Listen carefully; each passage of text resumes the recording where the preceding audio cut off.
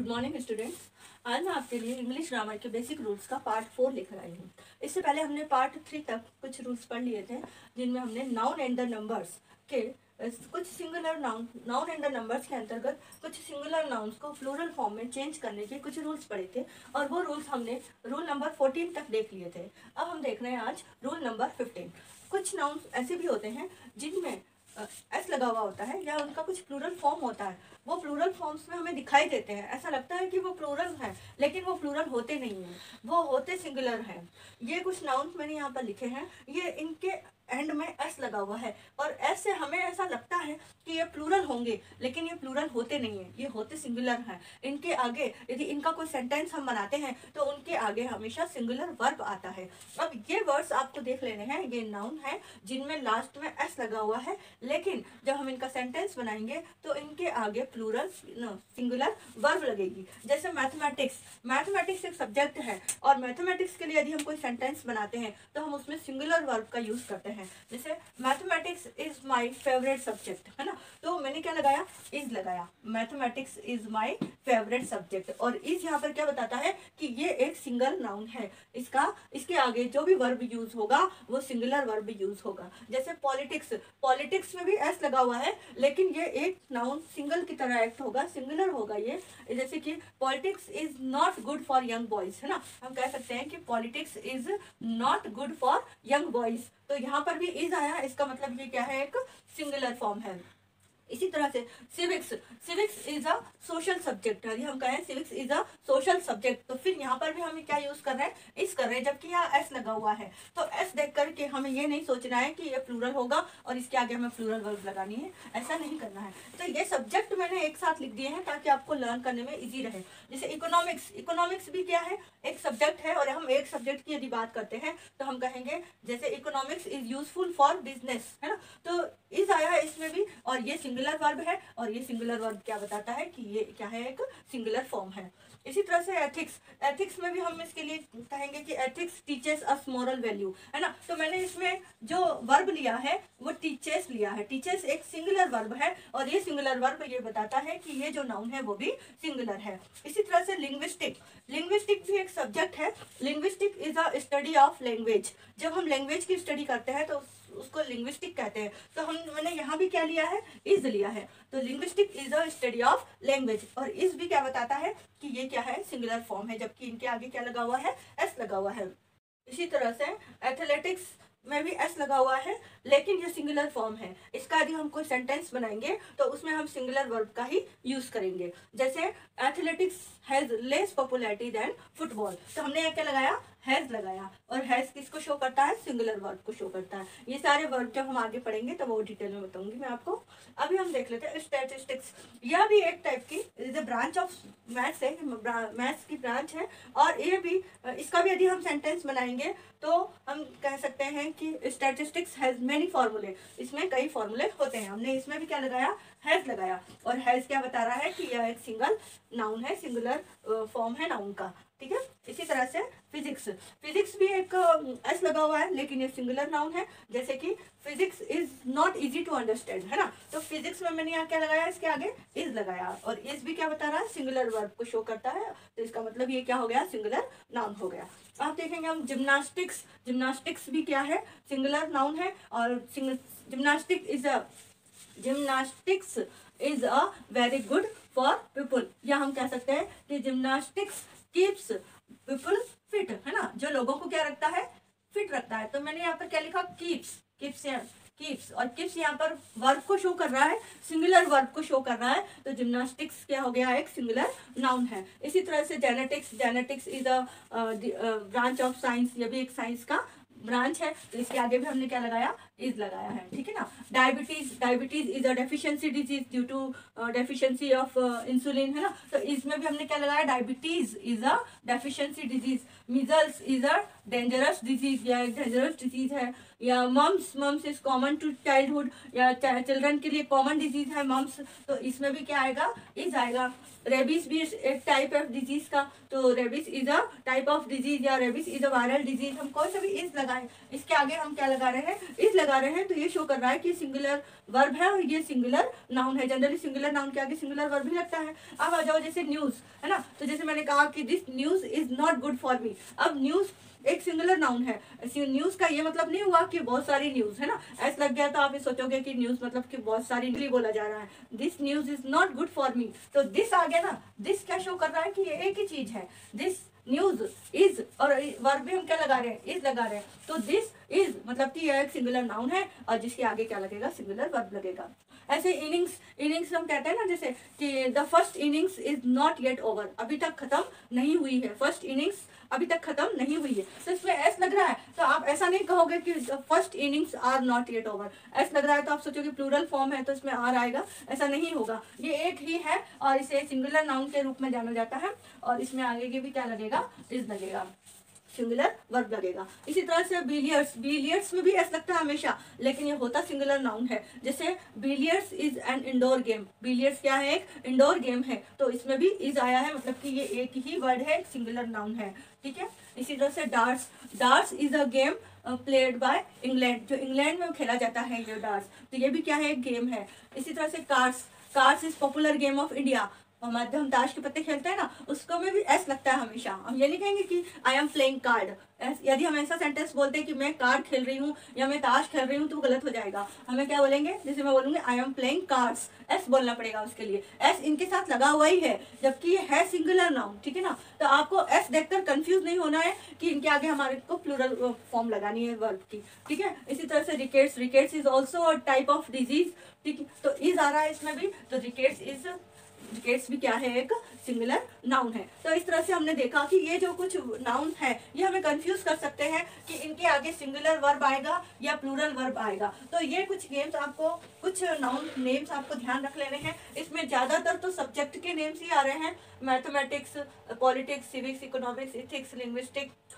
Statistics, physics, है ना, genetics, ये तो कुछ सब्जेक्ट ही आ रहे हैं। और दो गेम्स आप याद रख लेना, एथलेटिक्स और जिम्नास्टिक्स, इनको आप गेम्स के रूप में, और इसी तरह से बिलियर्ड्स, कार्ड्स, डार्ट्स, ये भी गेम्स के रूप में याद कर लेना। और ये डिजीज ये लर्न कर लेना, डायबिटीज, मीजल्स, मम्स, रेबीज, है ना। फिर न्यूज और इनिंग थोड़ा सा अलग से याद कर लेना। तो मेन तो इसमें कुछ सब्जेक्ट हैं, कुछ गेम्स हैं और कुछ डिजीज हैं, उनमें एस लगता है और उनका होते वो सिंगुलर नाउन है, बट उनके आगे सिंगुलर वर्ब ही लगती है, ठीक है। सिंगुलर नाउन है और सिंगुलर वर्ब लगती है उनके आगे। अब हम देखेंगे रूल नंबर 16। इस रूल नंबर 16 में हमने वो नाउन्स लिखे हैं जिनके आगे भी एस लगा हुआ है, जिनका एंडिंग भी एस से हो रहा है। Some nouns have fixed plural form, इनका जो फॉर्म है वो प्लूरल है लेकिन ये फिक्स्ड है। And also they have plural verb, इनके आगे भी जो सेंटेंस हम बनाएंगे उसमें प्लूरल वर्ब लगेगी।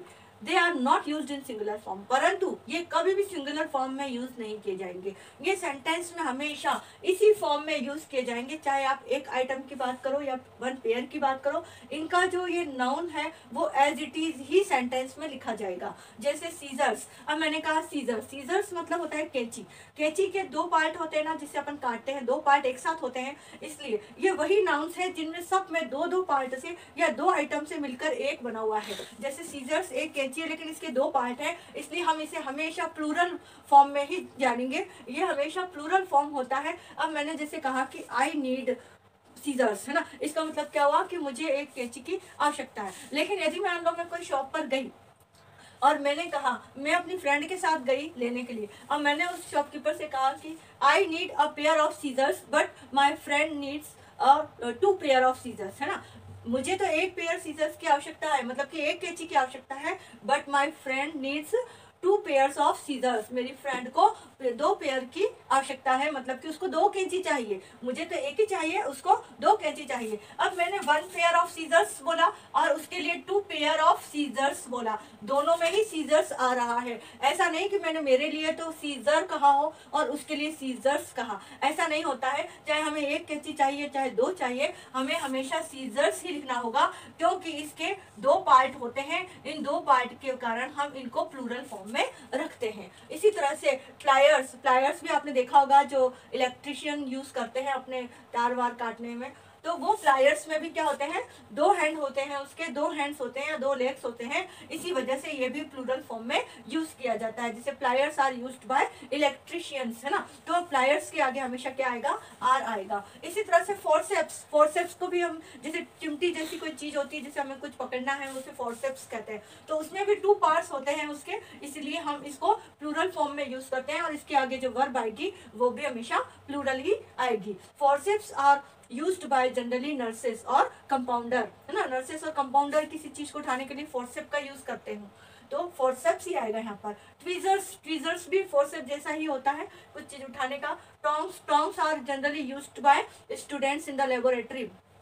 टोंग्स भी, टोंग उठाता है जिससे आप टेस्ट ट्यूब उठाते हो जब उसे गर्म करना होता है, तो टोंग्स की हेल्प से हम उठाते हैं उसे ना, तो उसमें भी 2 पार्ट होते हैं। तो टोंग्स भी क्या हो गया यहाँ पर, प्लूरल फॉर्म हो गया, प्लूरल नाउन हो गया, और इसके आगे भी यदि हम कोई वर्ब यूज करेंगे तो प्लूरल नाउन, प्लूरल वर्ब ही यूज करेंगे। जैसे tongs are used by students in the laboratory, तो टोंग्स हो गया। क्लिपर्स भी एक तरह का अपैरेटस ही है, इन्हीं के जैसा ही। डिवाइडर्स, डिवाइडर्स का यूज आप जनरली मैथ्स में करते हैं ना, जब हम कोई सर्किल बनाना होता है, नहीं वो तो कंपास होता है ना। डिवाइडर्स जो मेजरमेंट के लिए यूज होता है, जिसमें 2 हैंड्स होते हैं उसके, इस तरह से होता है वो, है ना। तो ये भी डिवाइडर्स क्या होता है, इसके 2 लेग्स हो गए, या 2 हैंड्स मान लो या लेग्स मान लो, इसके भी 2 पार्ट्स होते हैं, इसलिए ये भी प्लूरल नाउन की तरह यूज होता है, और इसके आगे प्लूरल वर्ब का यूज किया जाएगा। इसी तरह से प्लकर, प्लकर भी एक तरह का फोर्सेप जैसा ही इंस्ट्रूमेंट या अपैरेटस होता है। अब देखो स्पेक्टिकल्स, यहाँ पर आपको spectacles, goggles, glasses, sunglasses, binoculars, यहाँ तक आप देखो ये एक जैसी चीजें आपको दिखाई दे रही है, ये सारे एक जैसी चीजें थी।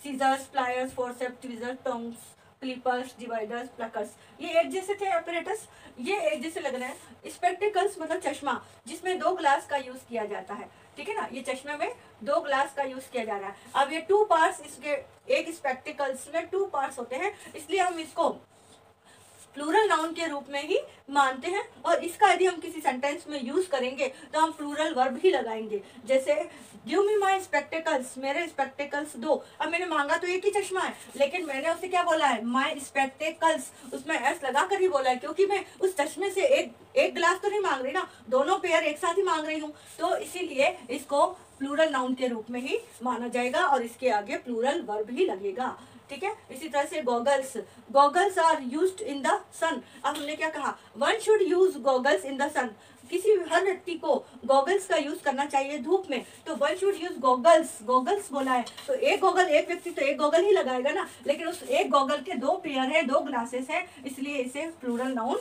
माना जाता है, ठीक। स्पेक्टिकल्स और गॉगल्स की तरह ही हमारे ग्लासेस, सन ग्लासेस और बाइनोकुलर्स है, क्योंकि इनमें भी 2 ग्लासेस का यूज हो रहा है एक आइटम में, है ना, तो इसके लिए भी हम आगे जब इनका किसी सेंटेंस में इनका यूज करते हैं तो प्लूरल वर्ब लगाते हैं। जैसे वेयर आर माई ग्लासेस, मेरा चश्मा कहाँ है, सन ग्लासेस, है ना, तो सन ग्लासेस भी है ना धूप का चश्मा, ये तो सिंपल चश्मा हो गया, ये धूप का चश्मा। जैसे कि sun glasses are used in the sun, sun glasses का यूज कहाँ किया जाता है, धूप में किया जाता है, तो sun glasses are used in the sun, इसमें भी आर प्लूरल वर्ब लगाया हुआ है।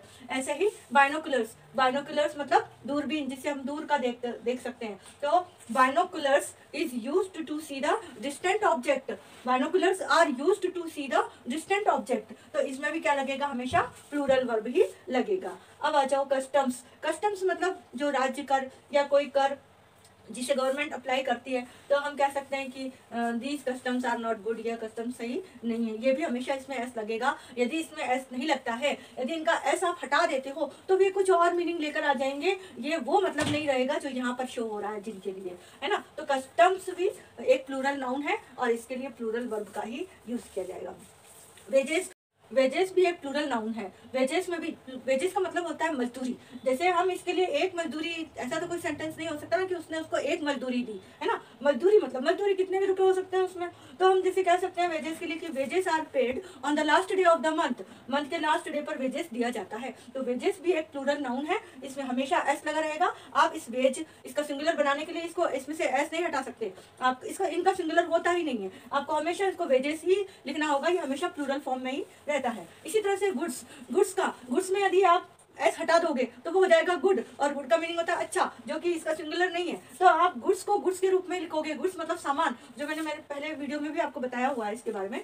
तो गुड्स का मतलब होता है सामान, अब सामान, सामान में कितने भी आइटम हो सकते हैं, है ना, तो इसलिए गुड्स हमेशा प्लूरल वर्ब भी होता है। यदि एक आइटम है तो हम उसे सामान नहीं, मतलब एन आइटम ऑफ गुड्स कह सकते हैं, लेकिन गुड्स में एस हमेशा लगा हुआ ही रहेगा। तो गुड्स, जैसे मान लो मैंने सेंटेंस बनाया कि goods are imported from that country, तो उस कंट्री से सामान क्या हुआ, हमारे यहाँ आया है, इम्पोर्ट हुआ है, ठीक है। तो इनमें भी हमेशा प्लूरल वर्ब ही आएगी, गुड्स के आगे हमेशा आर ही आएगा, इज नहीं आएगा।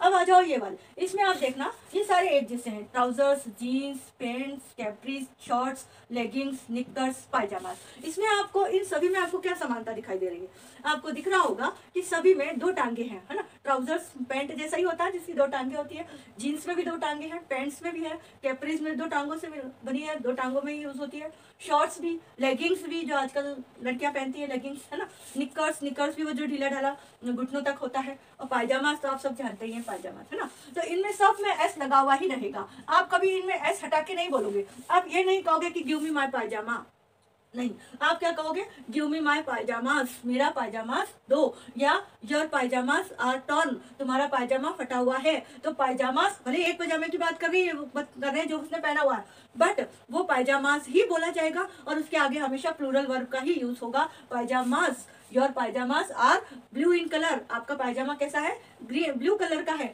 या your pyjamas are white in colour. इसी तरह से trousers, your trousers are new, या माई ट्राउजर्स आर न्यू। तो हमने इसके आगे एक ही ट्राउजर की बात कर रहे हैं, हम एक ही पैंट की बात कर रहे हैं, लेकिन बोलेंगे हम इंग्लिश में सेंटेंस में ट्राउजर्स आर न्यू, मेरा ट्राउजर्स नया है। इसी तरह से jeans, your jeans are blue in colour, तो उसके आगे भी हम क्या लगा रहे हैं, आर लगा रहे हैं, चाहे हम एक ही आइटम की बात कर रहे हैं, एक ही जीन्स की बात कर रहे हैं, लेकिन हम क्या लगाएंगे, उसके आगे आर लगाएंगे। Your jeans are black in colour या ब्लू इन कलर, जो भी।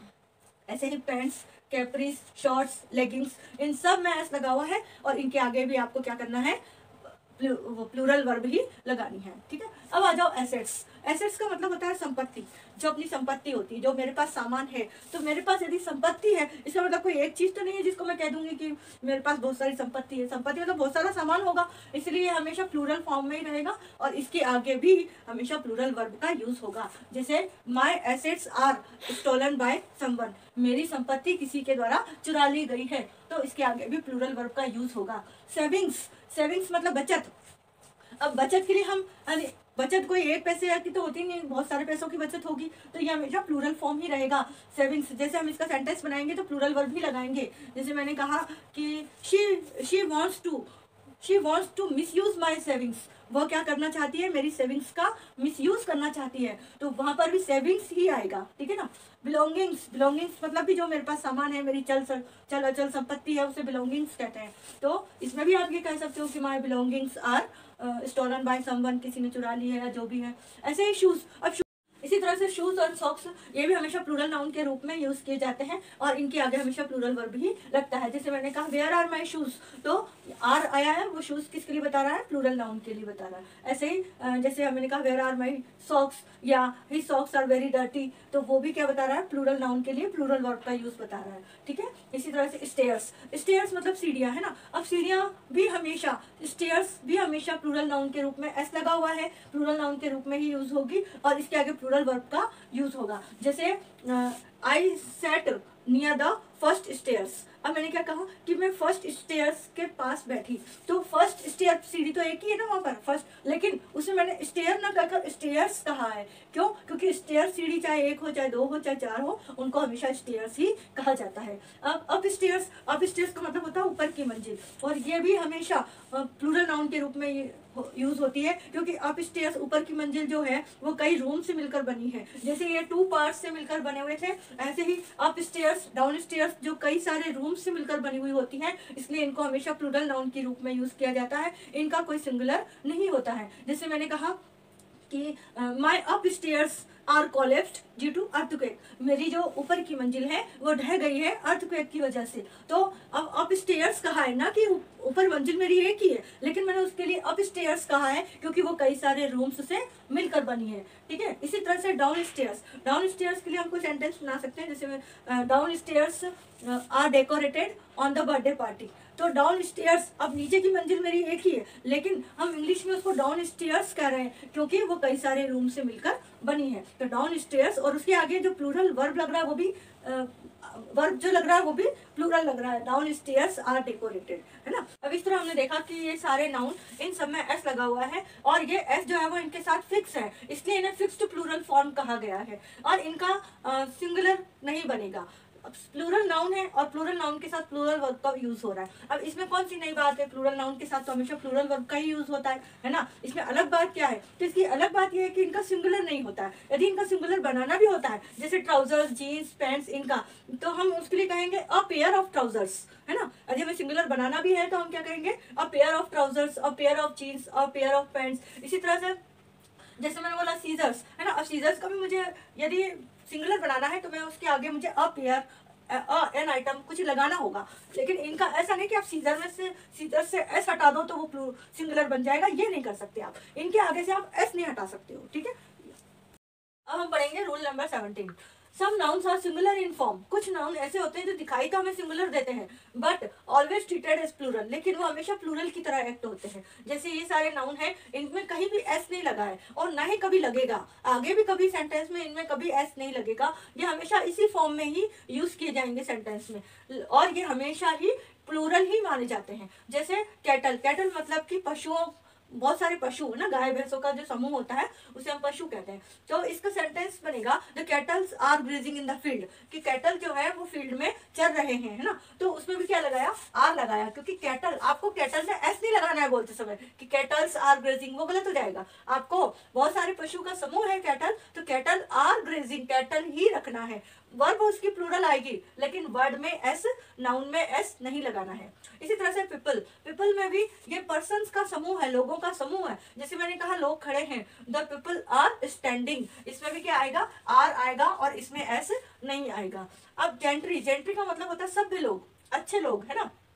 तो जैसे मैंने कहा कि the gentry of that people are very nice, है ना, तो वो जो that place, the gentry of that place are good, है ना। तो वो जो जेंट्री है वो क्या हो गया, उसमें आपको बहुत सारे लोग हैं, लेकिन उसमें आपको इसको प्लूरल नहीं बनाना, ये एज इट इज ही रहेगा, और वर्ब क्या आ जाएगी, प्लूरल आ जाएगी, the gentry are. Poultry, poultry मतलब मुर्गी खाना, जहाँ पर मुर्गियों को पाला पोसा बड़ा किया जाता है, पोल्ट्री। जैसे मैंने कहा दीज पोल्ट्री आर माइन, यह पोल्ट्री मेरी है, तो मैंने दीज लगाया, ये भी क्या बताता है, प्लूरल वर्ब को बताता है, प्लूरल नाउन के लिए हमने यहाँ पर रखा है। और आर पोल्ट्री, पोल्ट्री का मतलब होता है मुर्गी खाना, जहाँ पर मुर्गियों को रखा जाता है, उनको पाला पोसा बड़ा किया जाता है, पोल्ट्री। तो जैसे मैंने कहा दीज पोल्ट्री आर माइन, तो दीज लगाया मैंने, ये डिटर्मिनर है ना, दीज लगाया, दीज इसको शो कर रहा है कि ये क्या है, प्लूरल नाउन है, और दीज पोल्ट्री आर, आर भी क्या कर रहा है, वर्ब, ये शो कर रहा है कि ये प्लूरल नाउन है, तो इनके आगे हमेशा प्लूरल नाउन का यूज होता है। फॉग, फॉग जैसे मैंने कहा the fog of that place are very poor, उस प्लेस की जो फॉग है, फॉग जो जनता है, वहाँ के जो लोग हैं वो बहुत ही गरीब हैं, तो इसमें भी मैंने क्या लगाया, आर लगाया, इसका मतलब क्या है, ये प्लूरल नाउन है। अब पुलिस, पुलिस में जैसे हम कहेंगे पुलिस आर कमिंग, है ना, पुलिस इज कमिंग नहीं, फिर यदि इज करना है आपको सिंगुलर बनाना तो फिर आप ऐसे कह सकते हो, और पुलिस मैन इज कमिंग, एक पुलिस का आदमी आ रहा है तो मैन लगा दिया, तब आप इज कर सकते हो, लेकिन आप पूरी पुलिस के ग्रुप को बताना चाहते हो कि, तो आपको क्या बोलोगे, पुलिस आर कमिंग, ना कि पुलिस, इसमें आपको एस नहीं लगाना है, पुलिस ही रहेगा, और वर्ब किसकी आ जाएगी, पुलिस आर कमिंग, कि पुलिस आ रही है। कैनन, कैनन मतलब तोपे, जैसे द कैनन वर बूमिंग, तोपे छूट रही थी, द कैनन वर आ गया इसमें, छूट रही थी, तो वर भी क्या शो करता है कि कैनन क्या है, एक प्लूरल नाउन है। क्लर्की, क्लर्की मतलब पादरी वर्ग, जो पादरी लोग होते हैं ना, इसमें चर्च में जो सेवा पूजा करते हैं, तो क्लर्की, क्लर्की भी एक कलेक्टिव नाउन है उन लोगों के लिए कि बहुत सारे क्लर्की हैं, तो ये प्लूरल नाउन है। The clergy are sitting inside the church, clergy मतलब कि वो लोग वहां पर बैठे हुए हैं, तो इसके लिए भी क्या आएगा, प्लूरल वर्ब आएगा। एक्सक्रीटा, एक्सक्रीटा का मतलब होता है जो गाय भैंसों का जो मलमूत्र होता है उसे हम एक्सक्रीटा कहते हैं, गोबर वगैरह, है ना। तो एक्सक्रीटा के लिए भी हम कह सकते हैं कि the excreta are spreaded here and there, कि जो मलमूत्र था वो इधर उधर फैला हुआ था, तो इसमें भी हमने क्या लगाया, आर लगाया। टेनेंट्री, टेनेंट्री का मतलब होता है किराएदारों का समूह, और ये भी क्या है, एक प्लूरल वर्ब है, प्लूरल। टेनेंट्री, टेनेंट्री का मतलब होता है किराएदारों का समूह, तो ये भी एक प्लूरल नाउन है, और इसके आगे हमेशा प्लूरल वर्ब का यूज होगा। जैसे टेनेंट्री आर नॉट एबल टू पे देयर रेंट, है ना, तो टेनेंट्री के आगे मैंने क्या लगाया, आर, क्योंकि टेनेंट्री आर नॉट एबल टू पे देयर रेंट, वो अपना रेंट देने के लायक नहीं है। पीजेंट्री मतलब कृषकों का समूह या किसानों का समूह। तो peasantry are doing work in their farms, वो अपने फार्म्स में काम कर रहे हैं। तो इसके आगे भी हम क्या लगाएंगे, आर लगाएंगे। पीजेंट्री में हम ऐसा नहीं कि इसको प्लूरल करने के लिए पीजेंट्रीज कर देंगे, वो गलत हो जाएगा। पीजेंट्री हमेशा पीजेंट्री ही रहेगा, चाहे आप उसके आगे प्लूरल वर्ब लगाओ। इन्फेंट्री का मतलब होता है पैदल सेना, जो वो सेना जो पैदल चल करके युद्ध करती है ना। तो इन्फेंट्री, जैसे मैंने कहा कि infantry are ready for the war, युद्ध के लिए तैयार है। तो इसके आगे भी क्या आएगा, आर या हैव आएगा।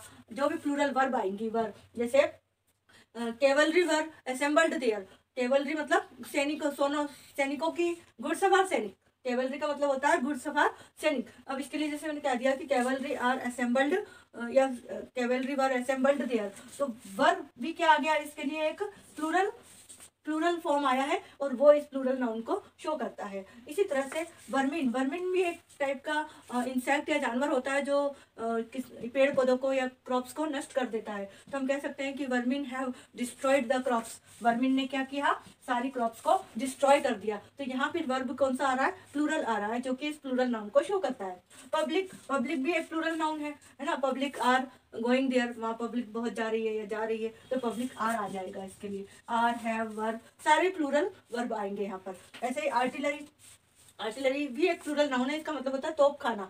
Artillery are there are 2 artillery here, तो आर लगाया हमने यहाँ पर भी। तो ये इसके लिए क्या कह रहा है कि आर्टिलरी क्या है, एक प्लूरल नाउन है। तो हमने ये देखा कि कुछ नाउन तो ऐसे होते हैं, जैसे हमने रूल नंबर 15 में देखा था, रूल नंबर 15 में हमने देखा था कि कुछ नाउन तो ऐसे थे जिनमें एस लगा हुआ था लेकिन वो थे सिंगुलर, जैसे मैथमेटिक्स, पॉलिटिक्स, न्यूज, इनिंग्स, है ना। फिर रूल नंबर 16 में हमने देखा था कि कुछ नाउन्स ऐसे थे जिनमें एस लगा हुआ था, मतलब वो हमें प्लूरल की तरह दिखाई दे रहे थे और उनके आगे भी वर्ब भी प्लूरल ही लग रही थी, वो प्लूरल नाउन ही थे, परंतु उनमें डिफरेंस ये था कि उनका सिंगुलर हम नहीं बना सकते थे, वो हमेशा प्लूरल ही रहेंगे, जैसे सीजर्स, ट्राउजर्स, जीन्स, ये हमने पढ़े थे ना। रूल नंबर 17 में हमने देखा कि कुछ नाउन्स ऐसे हैं जो दिखाई तो हमें सिंगुलर देते हैं, उनके आगे एस नहीं लगा हुआ होता है, लेकिन होते वो प्लूरल है ना। अब हम देखेंगे हमारा रूल नंबर 18। रूल नंबर 18 में हम उस टाइप के नाउन्स पढ़ेंगे जो सिंगुलर में और प्लूरल में दोनों फॉर्म में एक ही होते हैं, उनका कोई दूसरा रूप नहीं होता। Some nouns are singular and plural both are same, उनका सिंगुलर और प्लूरल दोनों ही सेम होता है। Some nouns have same form in singular as well as plural. Plurals में भी वही होता है और सिंगुलर में भी वही होता है, जैसे डियर,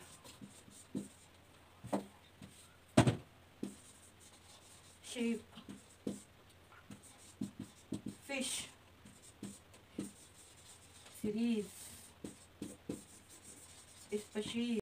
अब जैसे डियर का सिंगुलर में भी डियर ही रहेगा और प्लूरल में भी डियर ही रहेगा। जैसे हम सेंटेंस बनाते हैं कि I saw a deer in the forest, मैंने एक डियर देखा फॉरेस्ट में। और यदि अपन कहते हैं कि I saw 4 deer in the forest, तो चाहे एक देखा हो चाहे 4 देखा हो, आपका डियर का डियर ही रहेगा, इसमें एस नहीं लगेगा, ठीक है। प्लूरल में भी डियर का डियर ही रहेगा। तो ये वो हमने लिखे हैं जिनमें सिंगुलर फॉर्म और प्लूरल फॉर्म दोनों सेम होता है, लेकिन वर्ब प्लूरल और सिंगुलर के अकॉर्डिंग लगाई जाती है। जैसे 1 डियर है तो देयर इज 1 डियर, यहाँ पर इज आएगा क्योंकि एक डियर की बात चल रही है, और यहाँ पर आएगा there are 4 deer, there are 4 deer, यहाँ पर 4 है इसलिए यहाँ पर आर आएगा। तो यहाँ पर जो वर्ब लगेगी वो इसके सेंटेंस के अकॉर्डिंग लगेगी कि उसमें नंबर कितने हैं डियर के। ऐसे ही शिप है, जैसे 1 ship is standing on the हिल, एक शिप जो है वो कहाँ खड़ी है, हिल पर खड़ी है। और यदि मैंने कहा there are 4 sheep standing on the hill, तो 4 शिप, अब 1 शिप और 4 शिप दोनों में सेम ऐसा ही होगा जैसा डियर में था, बस इसमें सिंगुलर वर्ब आएगी क्योंकि यहाँ 1 शिप है, यहाँ पर 4 शिप है, इसके यहाँ पर प्लूरल वर्ब आएगी। अब आ जाओ सीरीज, फिश में हम देखेंगे, फिश में फिशेस का भी यूज होता है, लेकिन दोनों का यूज होने का जो पर्पस है वो अलग है। यदि सेम काइंड ऑफ फिश होती है तो वहां पर चाहे फिश 1 हो या 2 हो, वहाँ पर फिश का फिश ही रहता है, उसमें यीस्ट नहीं लगता। लेकिन कोई वाटर टैंक है, वहाँ पर डिफरेंट टाइप्स की स्पीशीज हैं, फिश की बहुत सारी स्पीशीज हैं, तो वहाँ पर हम फिशेस कहेंगे। इसमें आपको ये थोड़ा सा ध्यान रखना है, फिश और फिशेस का यूज कहाँ पर होता है। इसमें different types of fish, different types of fish या डिफरेंट स्पीशीज ऑफ फिश, जहाँ दूसरे किसी रिवर में, टैंक में यदि अलग अलग टाइप की फिश है, उनकी स्पीशीज अलग अलग है, तब हम वहाँ फिशेस का यूज करेंगे। लेकिन यदि एक ही टाइप की फिश है, बहुत सारी फिश है लेकिन एक ही टाइप की है, तो वहां पर हम फिश का फिश ही रखेंगे। जैसे मान लो मैंने सेंटेंस बनाया,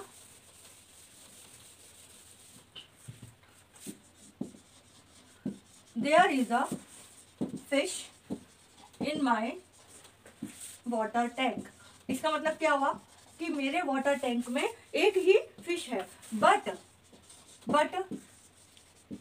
Ram has 4 fish in his water tank. उसके वाटर टैंक में कितनी फिश है? 4 फिश है। वाटर टैंक की जगह हम एक्वेरियम भी ले सकते हैं कि मेरे एक्वेरियम में तो एक ही फिश है और राम के एक्वेरियम में 4 फिश है। तो हमने यहाँ पर भी 4 फिश ही क्यों लिख लिया, फिशेस क्यों नहीं लिखा? क्योंकि वो जो फिश है वो एक ही टाइप की फिश है, इसलिए। यदि अलग अलग टाइप की फिश होती तो हम फिशेस लिखते। जैसे कि अब मैंने लिखा there is a fish in my aquarium but Ram has 4 different fishes. उसमें क्या आ जाएगा? फिशेस आ जाएगा। 4 different fishes in his aquarium. उसके एक्वेरियम में 4 फिशेस है। तो अब यहाँ पर फिशेस क्यों आया? क्योंकि वो अलग अलग टाइप की फिशेस थी, इसलिए। तो ये ध्यान रखना है, यदि सेम टाइप की हो तो आपको फिश का फिश ही रखना है, चाहे 4 हो चाहे 5 हो, प्लूरल फिश का फिश ही रहेगा। तो यहाँ पर थोड़ा सा डिफरेंस तो आपको याद रखना पड़ेगा। अब देखते हैं सीरीज। जैसे मैंने सीरीज भी क्या है, चाहे एक सीरीज हो चाहे बहुत सारी सीरीज हो, सीरीज का सीरीज ही रहेगा, इसमें कोई चेंज नहीं आएगा। जैसे मैंने लिखा a series of match is running. Match का जो सीरीज है वो चल रहा है, तो अ सीरीज आया। लेकिन यदि मैंने लिखा मेनी सीरीज, मान लो अपन कहते हैं many series are going now, बहुत सारी सीरीज या मेनी सीरीज आर रनिंग, कई सीरीज चल रही है उसकी, तो वहां पर मेनी सीरीज सेंटेंस के अकॉर्डिंग वर्ब आएगा। और सीरीज लिखोगे तो आपको जो वर्ब लगाना है वो इज लगेगा। और मेनी सीरीज लिखते हो या सम सीरीज लिखते हो या फ्यू सीरीज लिखते हो तो वहां पर आपको आर लगाना होगा। तो इसका मतलब क्या है, ये वो नाउन्स है जिनके सेंटेंस के अकॉर्डिंग आपको वर्ब का यूज करना है। यदि आप सिंगल चीज ले रहे हैं तो आपको सिंगुलर वर्ब का यूज करना है, और यदि डबल या 2 या 2 से ज्यादा ले रहे हैं तो आपको प्लूरल वर्ब का यूज करना है। ऐसे ही species of flower is beautiful. Flower की जो स्पीशीज, एक स्पीशीज है वो क्या है? ब्यूटीफुल है, या दैट स्पीशीज लिख दिया मैंने कि वो जो स्पीशीज है फ्लावर की वो बहुत ही सुंदर है। तो यहाँ पर एक ही स्पीशीज की बात चल रही है, इसलिए यहाँ पर इज आया, प्लूरल सिंगुलर वर्ब आया यहाँ पर। लेकिन मैंने लिखा मेनी स्पीशीज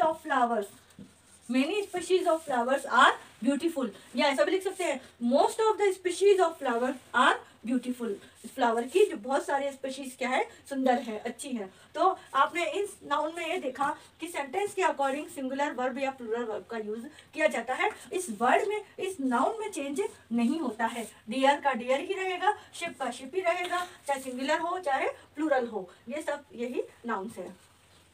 अब हम देखेंगे rule number 19। Some nouns are always in singular form. कुछ नाउन्स ऐसे होते हैं जो हमेशा सिंगुलर फॉर्म में होते हैं। They have no plural form, इनका कोई प्लूरल फॉर्म नहीं होगा, और इनके आगे जो वर्ब यूज होगा वो भी सिंगुलर ही होगा। चाहे वो किसी चीज का, किसी आइटम का समूह है, परंतु वो हमेशा सिंगुलर फॉर्म में ही यूज होंगे। जैसे फर्नीचर। अब फर्नीचर क्या है? एक ग्रुप है, बहुत सारे चेयर, टेबल, सोफा सेट जो भी होते हैं हमारे आइटम, उनका एक समूह है। लेकिन ये हमेशा जब भी हम इंग्लिश सेंटेंस में फर्नीचर का यूज करेंगे तो इसे सिंगुलर फॉर्म में ही करेंगे, और इसके आगे जो वर्ब आएगी वो भी सिंगुलर ही आएगी। जैसे मैंने कहा the whole furniture was spoiled, इसका मतलब क्या हुआ? मैंने वॉज लगाया, the whole furniture was spoiled. पूरा फर्नीचर, अब पूरा फर्नीचर मतलब सारी चीजें आ गई, इसमें सारे आइटम आ गए, सारा फर्नीचर क्या हो गया है, स्पॉइल्ड हो गया है, खराब हो गया है। तो इसमें क्या आएगा, सिंगुलर वर्ब आएगी, जबकि ये बहुत सारी चीजों का समूह है। ऐसे इंफॉर्मेशन, इंफॉर्मेशन में भी कभी एस नहीं लगेगा, फर्नीचर में भी कभी एस नहीं लगेगा। जैसे आप बहुत सारे आइटम के लिए फर्नीचर कह रहे हो कि I have more two furnitures, कभी नहीं होगा, एस कभी नहीं लगेगा इनमें। ऐसे ही इंफॉर्मेशन में भी कभी ऐसे नहीं लगेगा। जैसे ही गिव मी सेवरल इंफॉर्मेशन, उसने मुझे बहुत सारी इंफॉर्मेशन दी, लेकिन उसमें कभी ऐसे नहीं लगेगा। और इंफॉर्मेशन यदि नाउन के रूप में यूज होता है तो इसके आगे हमेशा सिंगुलर वर्ब का ही यूज होगा। जैसे that information is given by me, वह इंफॉर्मेशन मेरे द्वारा दी गई। यदि मैंने बहुत सारी इंफॉर्मेशन दे रखी है तो फिर मैं बोलूंगी कि the two important information are given by me, two important pieces of information are given by me. तो मैंने पीसेस के लिए लिया है आर, तो इंफॉर्मेशन के लिए नहीं लिया है। Two important pieces of information are given by me. लेकिन इंफॉर्मेशन यदि आता है तो सिंगुलर ही आएगा, इसमें कभी एस नहीं लगेगा। ठीक है, ऐसे ही एडवाइस, एडवाइस में भी a piece of advice, he give me a piece of advice, उसने मुझे एडवाइस, एक एडवाइस दी। यदि उन्होंने मुझे एक एडवाइस दी है तो मैं कहूंगी he give me a piece of advice.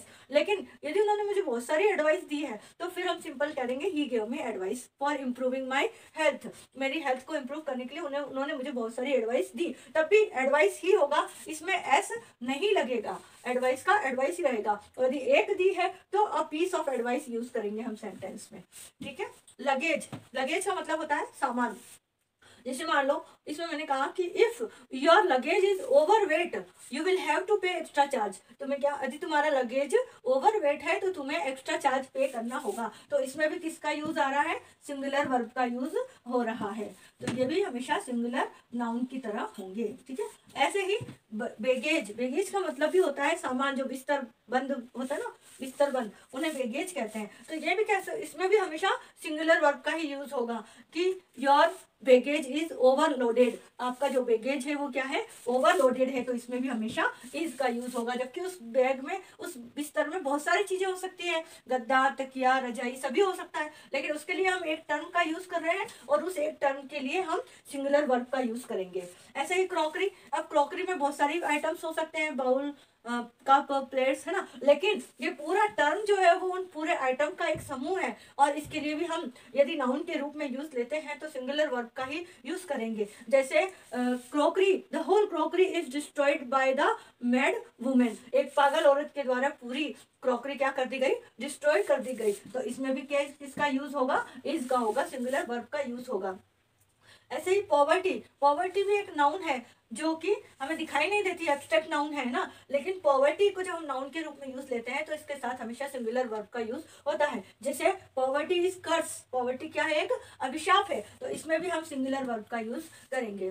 Scenery, scenery भी एक बहुत सारे सीन का समूह है। जैसे मैंने कहा the scenery of the Himalayas is charming, यहाँ पर किसका यूज किया है, सिंगुलर वर्ब का यूज किया है, इज चार्मिंग। हिमालयाज की सीनरी बहुत ही सुंदर है, तो सीनरी आएगा। ऐसा नहीं कि हिमालयाज में बहुत सारे सीन है तो आपने उसको सीनरीज कर दोगे, वो गलत हो जाएगा। उसमें आप वाई हटा के आई एस लगा दोगे, ये बिल्कुल गलत होगा। आपको सीनरी का सीनरी ही रखना है। ये बहुत सारे सीन का एक ग्रुप है, लेकिन ये हमेशा सिंगुलर वर्ब के साथ ही आता है। ऐसे ही पोएट्री होता है सीनरी के जैसे ही पोएट्री, पोएट्री भी क्या है, कलेक्शन ऑफ पोएम्स, बहुत सारे पोएम्स का कलेक्शन होता है, उसे हम पोएट्री कहते हैं। जैसे मैंने कहा the poetry of the Kalidas is excellent, इसमें भी क्या लगाएंगे, हम इज लगाएंगे, क्योंकि पोएट्री क्या है, कलेक्शन ऑफ पोएम्स है और एक समूह का एक नाम आ रहा है यहाँ पर पोएट्री, इसलिए इसके लिए हमेशा इसके साथ सिंगुलर वर्ब का यूज होगा। ऐसे ही मशीनरी, मशीनरी भी जो है वो बहुत सारे पार्ट्स से मिलकर बना है।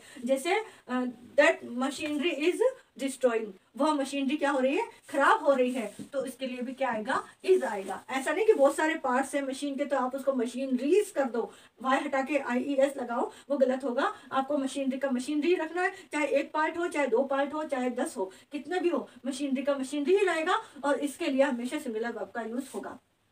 ऐसे ही स्टेशनरी, स्टेशनरी में भी बहुत सारा सामान आता है, जैसे हम स्टेशनरी की शॉप में खरीदने जाते हैं, तो स्टेशनरी के लिए भी हमेशा किसका यूज होगा, सिंगुलर वर्ब का ही यूज होगा, just like machinery. Audience, audience भी क्या है, सुनने लोगों, श्रोता लोगों का समूह है, बहुत सारे लोग वहां बैठे हैं, तो हम ऐसा नहीं कहेंगे कि ऑडियंस आर सिटिंग, वो गलत हो जाएगा। Audience is sitting in the hall, hall में ऑडियंस बैठी है, या audience is clapping after listening her song, उसके सॉन्ग सुनने के बाद ऑडियंस क्या कर रही है, तालियां बजा रही है, तो वहां भी ऑडियंस के लिए इस आएगा, जबकि ये ग्रुप है बहुत सारे लोगों का, है ना। ऐसे ही कमिटी, कमिटी भी क्या है, बहुत सारे लोगों के एक संगठन है, एक ग्रुप है, लेकिन इसके साथ हमेशा सिंगुलर वर्ब का यूज आएगा। Committee is going to give his result, वो अपना एक रिजल्ट देने, committee is going to give its result, वो अपना एक रिजल्ट देने जा रही है, तो इसके साथ भी इज आएगा। ऐसे ही गवर्नमेंट, गवर्नमेंट में भी कोई एक व्यक्ति तो होता नहीं, बहुत सारे लोग होते हैं, बहुत सारे लोग मिलकर के गवर्नमेंट बनती है, तो गवर्नमेंट के लिए भी हम